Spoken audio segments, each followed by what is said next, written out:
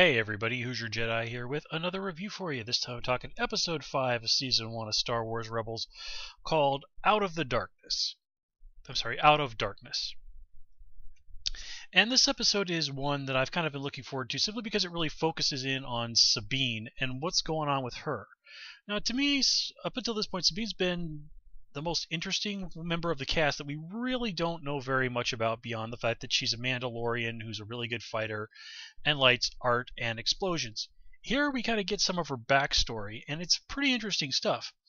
What we do learn is that she was at one point a cadet at the Imperial Academy on Mandalore, and that there her trust in the Empire was abused, and that something really bad happened. And, that's not a lot of details, but you can really look at that and you can pick out some interesting things, like, for example, what happened on Mandalore after the end of the Clone Wars show. And if there's an Imperial Academy there, then, yeah, it looks like things really, really did not turn out as well as the Death Watch folks would have hoped. But what's also interesting here is that Sabine mentions being a cadet at the Academy. Now, in the previous Star Wars expanded universe, one of the things was that basically the Empire was a very patriarchal place, a place where women really were kind of in a back seat in terms of the military. There ended up actually being a bad guy who was called Admiral Dala, who was essentially the highest-ranking female member of the Empire, and as it was revealed, was the lover of Grand Moff Tarkin. And it was made quite clear that her being his lover was also part of her rise to power, in addition to the fact that she was also very good at being a member of the military. And she eventually moved into politics, if I remember correctly, and that ended spectacularly horribly. But anyway, that whole thing was basically just sort of a response to the question of, well, why is it that in the original movies we don't really see any women in position, any women in the Empire at all? And of course, the real answer to this, of course, is that the original trilogy was made between 1977 and 1983, when women in the military were just an extraordinarily small minority. It just was not an idea that was really in people's minds. Now, as I said, of course, there were women, but to put it bluntly, women were just not something that was really seen. Women in the military were just something that was just not seen in society. It wasn't something that really registered on people's radar. If you said, I'm going to introduce you to someone as a soldier, you would just automatically assume that you were going to be introduced to a man. And it's one thing that's interesting about here. So here we see that it looks like in the new continuity, which just includes the original movies, the prequels, Clone Wars TV, Rebels, and two of the novels, the new novels that have come out. One of which is this one, the Secret Origin of Grand Moff Tarkin, basically, and the novel New Dawn, which focuses on what Hera and Kanan were up to and how those two met. Now, what's interesting is in that novel, there's a scene where Kanan meets an Imperial captain who is a woman, and is also, and it's actually described in the book, and in Star Wars Insider magazine, they actually did an illustration of the scene where you can see that this woman is intended to be, by our standards, as we would define them, black. Now remember, this is things like black, white, Asian, Hispanic. Those terms do not exist in the Star Wars universe. So they kind of have to either just show us actors of those ethnicities or describe them in such a manner that we can kind of figure them out. Now, what I really do like about the expanded universe before it got rebooted was that they really did make more of an effort to show us, humans of all races and colors and ethnicities and such. So Star Wars did make quite a bit of progress over time. Now, not that there isn't a laundry list of really questionable stuff that ended up in Star Wars, but when something's been around for about 40 years, you just have to accept for the fact that not everything that's going to come down the pipe is going to be gold, and that some of the older stuff is simply going to be reflective of the times. So again, I think one of the things we could take just by looking at those things is that when the new movies come out, we are going to be seeing women in a much more equitable role. Also, fun fact: um, they did Princess Leia. If you know your stuff about the Return of the Jedi, there was intended to be a female X-wing pilot in that movie. It's just that her like 2 seconds of screen time ended up on the cutting floor, along with a whole bunch of other stuff. And no, she really didn't play any significant role in the movie. It was just, hey, here's another X-wing pilot. This one happens to be female. But there is like pictures and stuff of her out there, and I can't remember her name, but she does exist out there in old EU lore.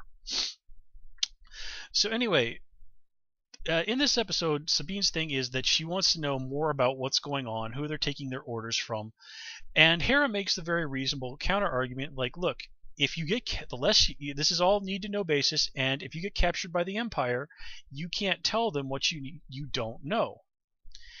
And this is not an unreasonable position, but what I like here is that Hera lays the whole situation out, and her response to Sabine is much better than, say, if you watch Agents of S.H.I.E.L.D., the way Nick Fury dealt with Agent Coulson. Fury was very combative with Coulson. You're sort of like, if anything, basically anything but putting complete and utter trust, blind faith in him from Coulson was really not going to work. And that's what basically, until that point, Coulson had been giving to Fury, just pure blind faith. But the problem with that is that if you have blind faith in someone, if you obey another person unquestionably, you are basically going from being a person to a machine. As human beings, it's in our nature to question, to doubt, to want to understand things as fully as we can. And yes, under some circumstances, you just have to accept that I can't, for the reasons of safety or whatever, I cannot be told everything that I would like to be about this situation. But again, you can never surrender that whole thing of questioning, because otherwise, again, you get turned into a machine. You become a tool. I've mentioned that I used to live in South Korea, for example, and one thing that we popped up there a lot were stories about people who had escaped from North Korea. And one of the things that they universally say is, after they had been in South Korea for a little while, and understood just how the world really works, got away from the relentless propaganda of the North Korean regime, is that they would say, I was brainwashed. I remember reading an interview with this one lady who said that she thought that the last leader of North Korea, Kim Jong-il, could read her mind. She thought that he was a god.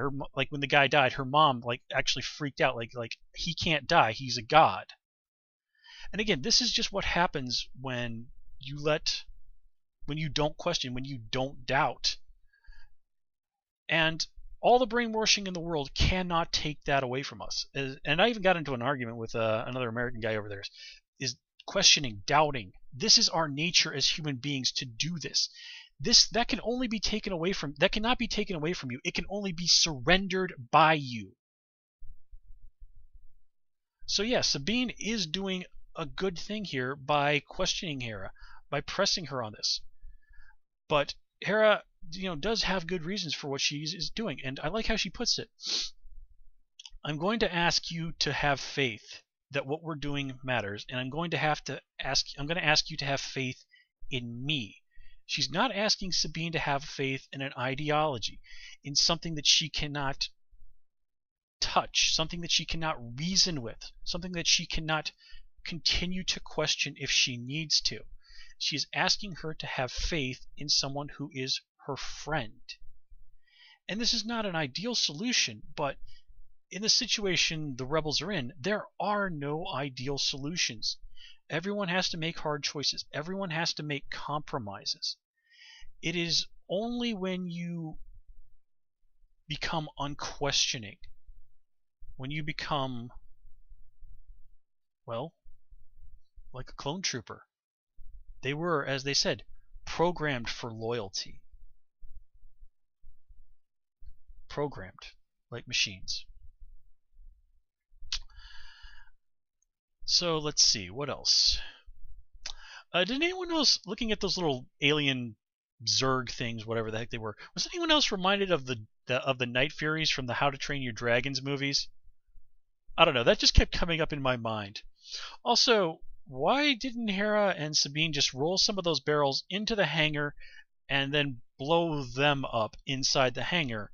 Because I have to imagine an explosion in a confined space would be much more effective at killing the Zergs, or whatever the hell those things are called, than just sort of blow them up while they're running next to a bomb. Nothing in particular to say about the rest of the cast. Although, somebody, seriously, take away Ezra's stupid little slingshot and give this kid a blaster, because that thing does not accomplish anything. And again, Sabine jumped in there and saved his butt, and it was hilarious watching her shut him down after he tried to flirt with her afterwards. And let me see. Yeah, I think that kind of covers everything that I really had to say about this episode.